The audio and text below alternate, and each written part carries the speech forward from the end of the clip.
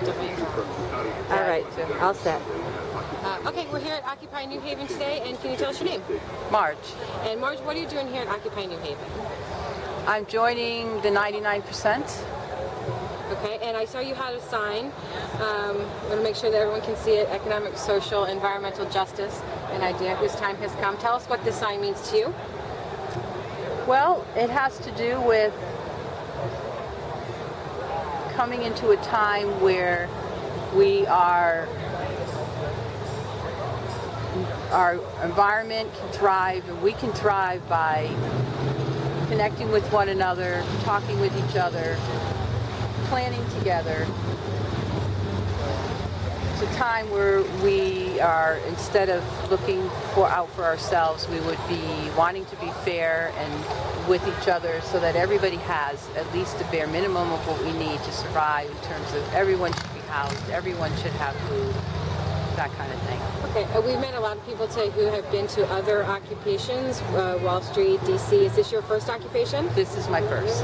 And are you going to be pitching a tent and spending the night? We see some of the tents around here. Not today. I'm not going to today.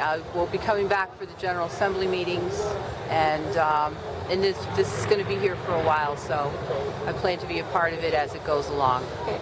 And if you had one goal or one hope for what comes out of the Occupy New Haven or the Occupy Wall Street movement, what would it mean for you?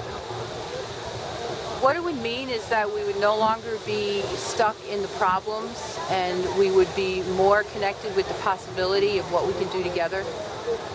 It would mean people moving toward one another instead of away from one another.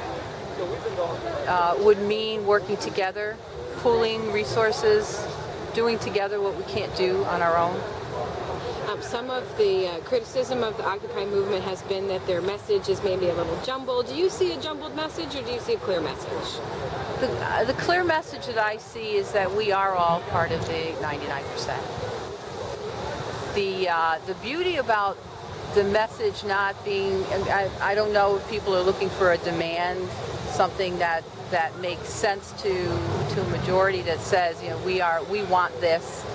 The beauty of this is that we're not asking for anybody to give anything. This is not about trying to get somebody, something from someone. Right. Not about coercion, but about being volunteering and well, not only about that, the food and so on and so forth. If what we're saying that is that the 1%, that we're the 99%, and the complaint, if you will, is that the 1%, it's not that the 1% has more money than the 99, it's what is being done with the money. With the power and control. With the power and control. Okay. Do you plan on running for office someday? No. How come? Because it's not in my blood. It's not anything that lights a fire in me, but being with people does, and focusing on possibilities do.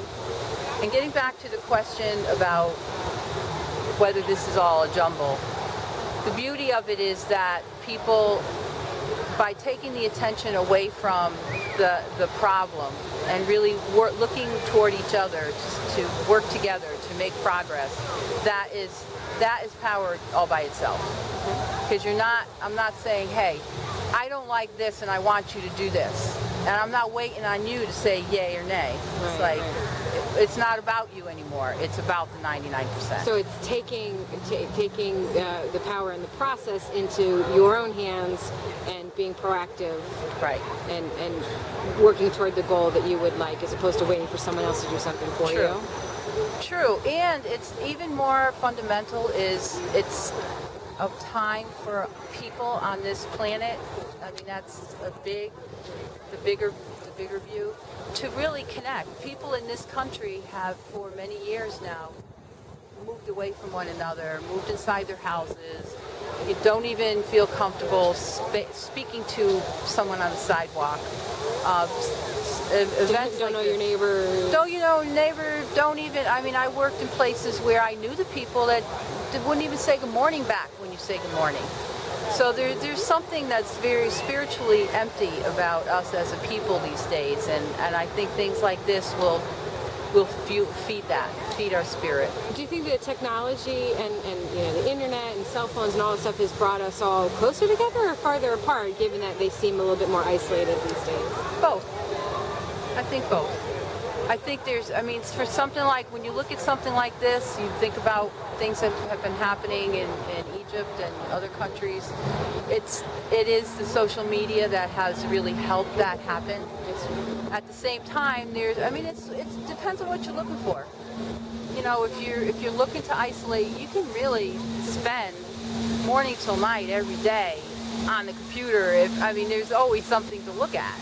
So in that regard, no. In the sense that people take advantage and use that media as a way of corrupting or destroying, no.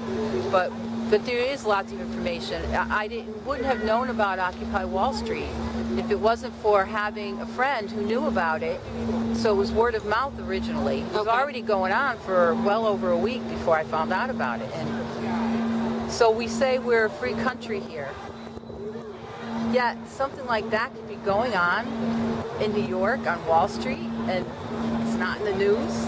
Like crazy. Do you think that there's been a media blackout, if you will, of what's going on? I think, it's a statement about how much corporations do control.